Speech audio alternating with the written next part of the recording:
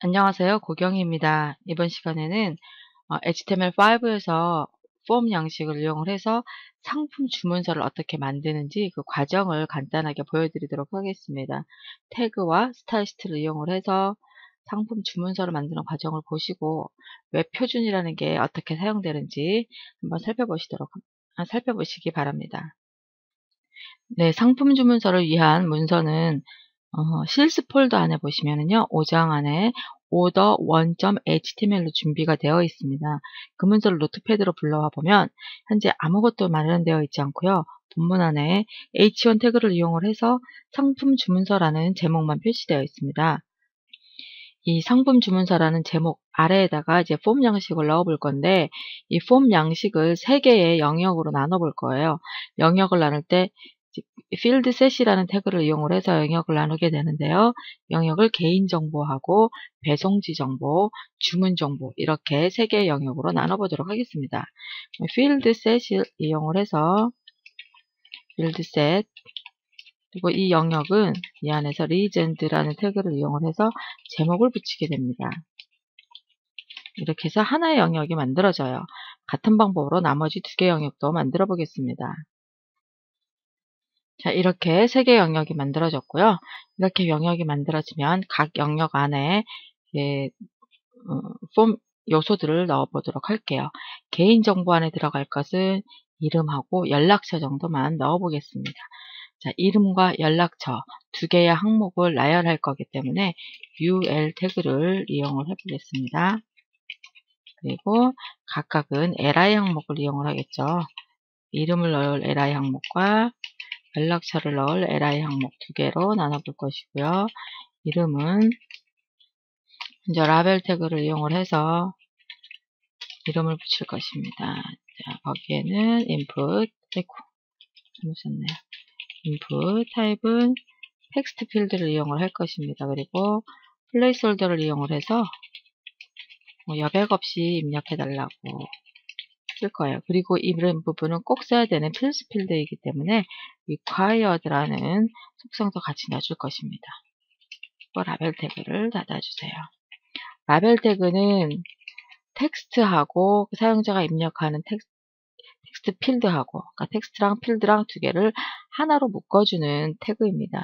이렇게 묶어주게 되면 이름이라는 그 글자만 클릭을 해도 사용자가 입력할 수 있는 필드로 바로 연결이 되기 때문에 아주 편리하게 사용할 수 있습니다. 같은 방법으로요. 이번에는 연락처를 넣도록 하겠습니다. 연락처는 타입에서 여기는 전화번호이기 때문에 텔 타입을 사용하도록 하겠고요. 플레이스 홀더를 연락 가능한 번호라고 입력을 해주겠습니다.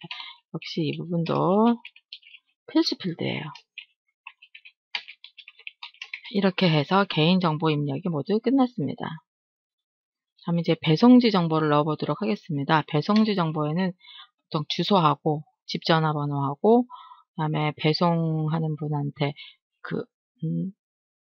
배달하시는 분한테 넘길 정보를 넣어주면 되겠죠. 역시 UL 태그를 사용을 할 거고요. 한 3개 정도의 항목을 만들어 보도록 하겠습니다.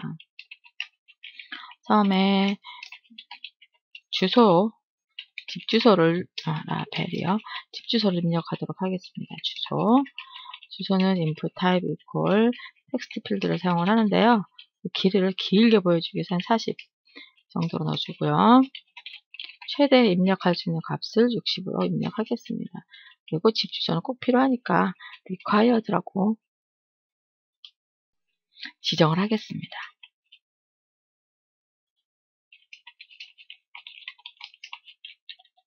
두 번째 항목은 집 전화번호를 한번 입력을 받아볼게요.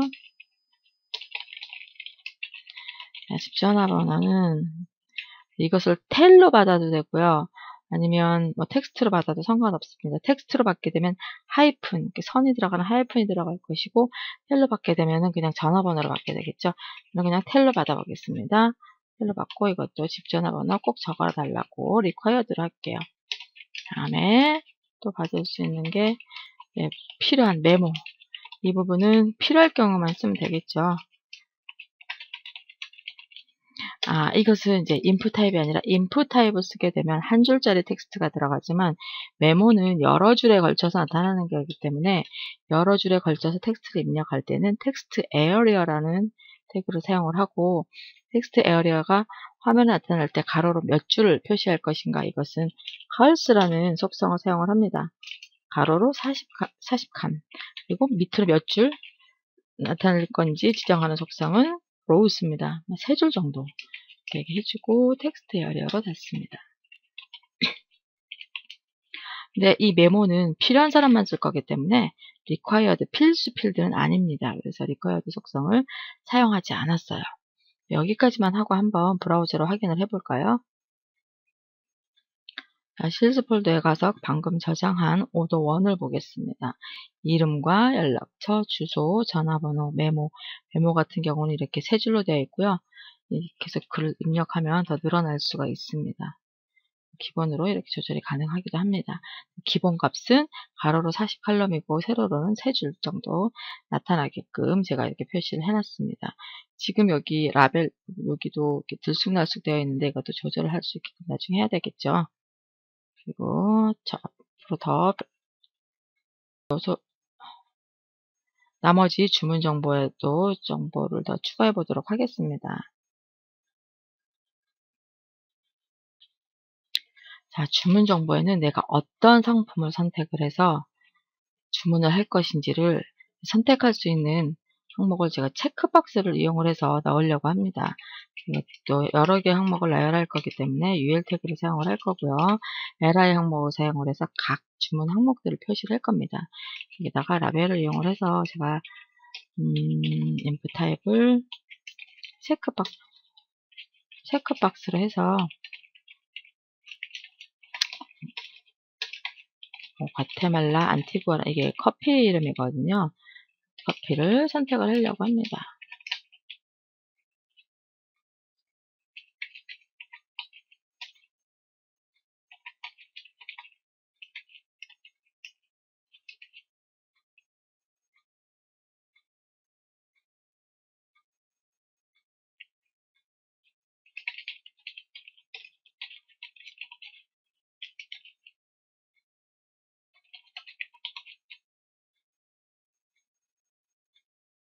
넘버, 그다음에 value는 0, 그다음에 최소값도 0, 맥스는 5개, 최대 5개까지 주문이 가능한 거예요. 네. 아이고, 여기 레벨을 잘못 붙였네요. 네, 이렇게 해서 브라우저를 확인을 해보면 어떻게 나오냐면, 자, 내가 과테말라 안티구아를 주문을 할 것이고, 이거를 3개면 3개 이렇게 주문을 하겠다라고 표시를 하는 겁니다. 라벨을 붙였기 때문에 과테말라 안티구아를 선택을 할 때 꼭 체크박스에 체크를 하지 않더라도 과테말라 안티구아라는 글자만 선택을 해도 체크박스에 체크가 됩니다. 이런 방식으로 선택할 수 있게 해주는 거죠. 자, 같은 방법으로 몇 개 항목을 더 추가해 보도록 하겠습니다. 자, 이렇게 해서 모두 3개의 항목을 만들었고요. 이 3개의 항목은 중복해서 선택할 수도 있잖아요. 꼭 한 가지 상품만 선택하는 게 아니기 때문에 체크박스를 사용을 했습니다. 여기까지 했고 이제 마지막으로 주문 버튼만 넣으면 되겠네요. 자, 여기 끝에다가 버튼을 삽입하기 위해서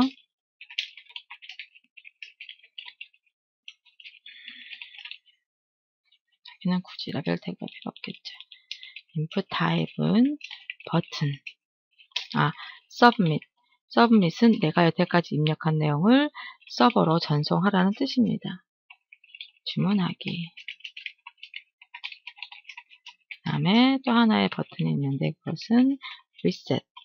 지금까지 내가 입력한 게 뭔가 잘못된 것 같다. 다 새로 작성하겠다라는 뜻입니다. 여기선 라벨 탭을 사용하지 않아도 됩니다. 자, 이렇게 해서 2개의 버튼까지 이제 입력이 됐어요. 자, 필요한 내용은 다 입력이 됐네요. 저장하고 브라우저로 확인을 해보겠습니다. 지금 보시면 개인정보 이름과 연락처가 입력이 됐고 여기에 플레이스홀더를 이용을 해서 팁까지 들어갔습니다. 배송지 정보 들어갔고요. 주문 정보 들어갔고 버튼이 들어갔습니다. 이게 기본적인 HTML 태그로 작성된 내용이고요. 우리가 실제로 전달하려고 하는 컨텐츠는 여기까지입니다. 이 컨텐츠를 스마트폰이나 스마트 TV나 스마트 냉장고에서 이 컨텐츠를 보고 이것을 어떻게 화면에 보여줄지, 뭐 일렬로 쭉 나열을 할지, 가로로 나열을 할지, 빨간색으로 표현을 할지, 파란색으로 표현할지, 이것은 스타일시트를 이용을 해서 결정을 하게 됩니다. 스타일시트는 각각 기기에 맞춰서 여러분이 지정할 수도 있고, 기기에서 기본적으로 지정을 할 수도 있겠죠. 어떻게 보여질지는 차후 문제고, 실제 콘텐츠를 어떻게 전달할지가 중요하다는 것입니다. 실제 콘텐츠는 지금 다 완성이 됐어요. 여러분이 신경을 써서 가장 중요하게 생각해야 될 부분은 콘텐츠를 전달을 할 때 웹표준에 맞는 태그와 속성을 사용하시라는 것입니다. 웹표준에 맞는 태그와 속성을 사용을 하면 나머지 CSS는 그 태그와 속성을 이용을 해서 예쁘게 보이게, 보기 좋게 꾸미는 거, 그 역할만 해주면 어떤 기기에서든지 보기 좋게 만들 수가 있습니다. 자, 그러면 CSS를 한번 적용해 보도록 할게요. 자, CSS 폴더에 보면 ordered2.html이라는 문서가 있습니다. 이 문서가 우리가 앞에서 만들어 봤던 바로 그 문서인데요. 그 문서에서 이제 여기다 CSS를 입혀가지고 좀 더 깔끔하게 만들어 보도록 하겠습니다. 보면 ordered2가 우리가 만들었던 거랑 똑같아요. 여기에다 이제 역할을 CSS를 한번 입혀 보겠습니다. 자, ordered2 소스로 한번 돌아보도록 하겠습니다. 이 ordered2에서 보면은요, 이 라벨 태그를 이 텍스트와 인풋 태그 앞뒤로 묶어버렸는데, 이렇게 하게 되면 이 브라우저 상에서 이 앞부분, 여기 필드 앞부분에 있는 이 너비 값, 이름이라는 글자와 연락처라는 글자 사이 여백을 조절할 때 위드 값을 줘서 라벨 부분만 특별하게 딱 값을 조절하기가, 스타일을 조절하기 힘듭니다. 그래서 라벨을 따로 독립시켜주는 게 좋아요. 이 부분을 어떻게 수정을 해줘야 되냐면, 이 닫는 라벨을 이 끝까지 둘 게 아니고요. 잘라내서 이름 부분에 갖다 놔주고 독립을 따로 시켜주세요. 그리고 라벨에, 아니 인풋 부분에다가 ID 값을 하나 줍니다. 이름이다. 그러면 이 이름 부분을 갖다가 유저 네임이라고 하겠다. 그러면 이 부분에다 라벨에다가 for 유저 네임. 그러니까 밑에서 타입 텍스트 필드에서 지정한 ID 값을 라벨에다 이렇게 지정을 해주는 거예요. 이렇게 묶어놓으면 라벨이 딱 이 텍스트 부분에만 가서 지정이 되죠. 나중에 라벨의 스타일을 지정하기 편해집니다. 마찬가지로요. 여기 연락처에서도 라벨 끝나는 라벨 태그를 잘라서 연락처 뒤에다 붙여주세요. 그리고 인풋하고 필드 부분하고 텍스트에 있는 이 글자 부분을 분리를 시켜주고, 이 입력하는 부분, 전화번호 필드 부분에 ID 값을 지정을 해주십니다. 여기다가 뭐라고 한번 해볼까요? 아이디를 tel1이라고 할게요. 그럼 여기다 라벨에는 tel1 지정을 해주면 됩니다. 같은 방법으로 다 똑같이 해주시면 돼요. 라벨 태그 잘라서 주소 옆에 글자 있는 다음에 갖다 붙이고, 여기는 아이디를 addr이라고 해볼게요. 그러면 라벨에 가서 라벨 태그 다음에 for 속성을 이용을 해서 addr, 이렇게 하면 두 개가 연결이 됩니다.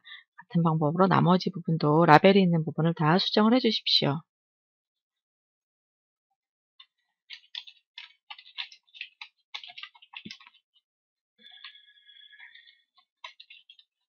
아이디의 위치가 딱히 정해져 있는 건 아니기 때문에 아이디 값은 어디에 적으셔도 상관이 없어요.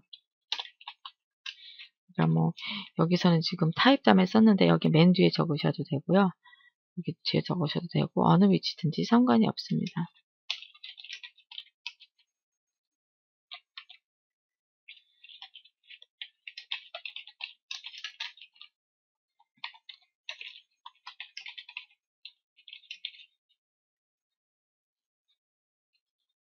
마지막에 주문 정보가 있는 부분에는 딱히 이제 글자 부분을 너비로 조절할 부분이 없기 때문에 여기는 라벨 태그를 그냥 그대로 두도록 하겠습니다.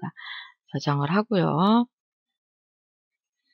자, 이제 라벨이 보면은 이 메모나 전화번호처럼 인풋 태그랑 분리된 라벨이 있고, 밑에 부분은 분리되지 않은 라벨이 있어요. 그래서 이 분리된 라벨을 따로 쉽게 구별할 수 있게끔 여기다가 클래스를 한번 지정을 해주도록 하겠습니다. 여기다가 뭐라고 이름을 주면 좋을까요? 서브타이틀이라 그래서 이렇게 SUBT라고 넣어주도록 하겠습니다. 이거는 똑같이 복사를 해서 한 방에 움직여 볼게요. 여기도 그렇고, 주소 부분도 그렇고, 주문 정보에 있는 라벨은 이 라벨과 다른 클래스를 가지고 있기 때문에 여기는 지정을 해주지 않겠습니다. 자, 그럼 여기다가 이제 스타일 정보를 한번 넣어볼게요. 스타일 정보는 닫는 혜택 전에 들어갑니다. 먼저 할 일은 UL 태그에서 블릿을 없애주는 거예요. 리스트 스타일은 none 이렇게 하면 블릿이 없어집니다. 그 다음 할 일은 라벨 태그에 대한 스타일을 만들어주는데 이 폭을 조절을 해줄 거예요. 근데 모든 라벨 태그를 하는 게 아니라 이 클래스가 서브타이틀인 그 부분에 대해서만 조절을 해줄 겁니다. 그래서 마지막 주문 정보에 있는 라벨은 건드리지 않고 그것을 제외하고 클래스가 서브타이틀인 곳에 대해서만 스타일을 지정을 합니다. 폰트 웨이트를 좀 더 진하게 볼드라고 해주고요. 너비 값을 한 80픽셀로 해주고요. 왼쪽에서부터 시작해서 정렬되게끔 이렇게 한번 조절을 해보겠습니다. 저장을 하고 오더 2 부분을 한번 확인을 해볼게요. 자, 지금처럼 보이시나요? 진하게 바뀌었고 이 왼쪽에 라벨 텍스트 있는 부분이 모두 일정한 너비값 80픽셀로 이렇게 조정된 것을 볼 수가 있습니다. 그리고 왼쪽에서 기준으로 해서 정렬이 이렇게 되어 있습니다. 이런 식으로 CSS를 적용을 하시면 되고요. 네, 마지막에 있는 버튼을 한번, 이게 지금 왼쪽으로 치우쳐져 있는데요. 가운데로 버튼을 한번 몰아보도록 하겠습니다. 이 부분에다가 이제 버튼을 한꺼번에 묶기 위해서 div 태그로 묶어줄게요. 그리고 여기에 클래스를 centered라는 클래스로 묶어주겠습니다. div로 묶어서 클래스를 centered라고 하고 centered에 대한 스타일을 정의를 해보겠습니다. centered. 이 클래스이기 때문에 앞에 꼭 마침표를 찍어주셔야 돼요. centered는 뭐라고 해줄 거냐면 text align center 중앙에 배치하라고만 해주면 돼요. 불러오면 이게 버튼이 가운데로 가는 걸 볼 수가 있습니다. 자, 화면의 크기에 따라서 항상 화면 중앙에 배치되겠죠.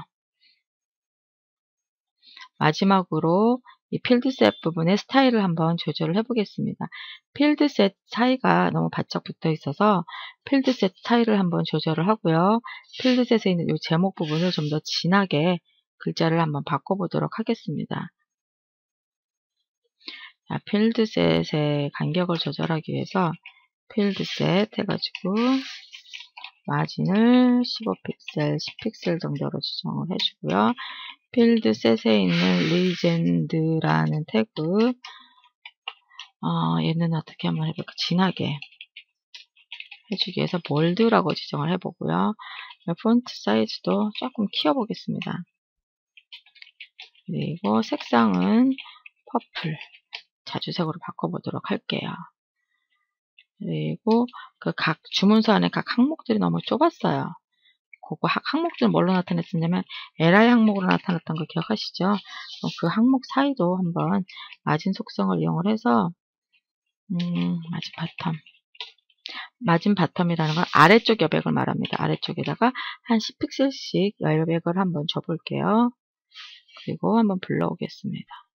자, 그러면 이 사이도 여백이 좀 보기 좋게 넓어졌고 이 필드셋도 좀 넓어졌고 여기가 안 바뀌었네요. 리센드 여기 스펠링이 틀렸네요. 네, 제목 부분이 글자가 좀 커지고 진해지고 보라색으로 바뀌었습니다.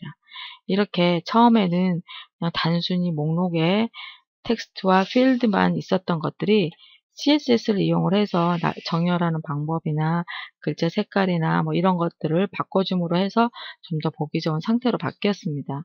여기다 배경색이나 배경 이미지를 깔면 좀 더 보기 좋게 바뀌겠죠. 지금까지 HTML5에서 폼을 이용해서 어떻게 상품 주문서를 만들고 CSS를 적용하는지 간단하게 살펴봤습니다. 이것은 아주 간단한 예제라서 쉽게 끝났는데요. 회원가입 양식이나 아니면 쇼핑몰이나 거의 비슷한 순서를 따른다고 보시면 됩니다. 폼은 여러 가지 형태로 사용되기 때문에 잘 익혀두시기 바랍니다. 감사합니다.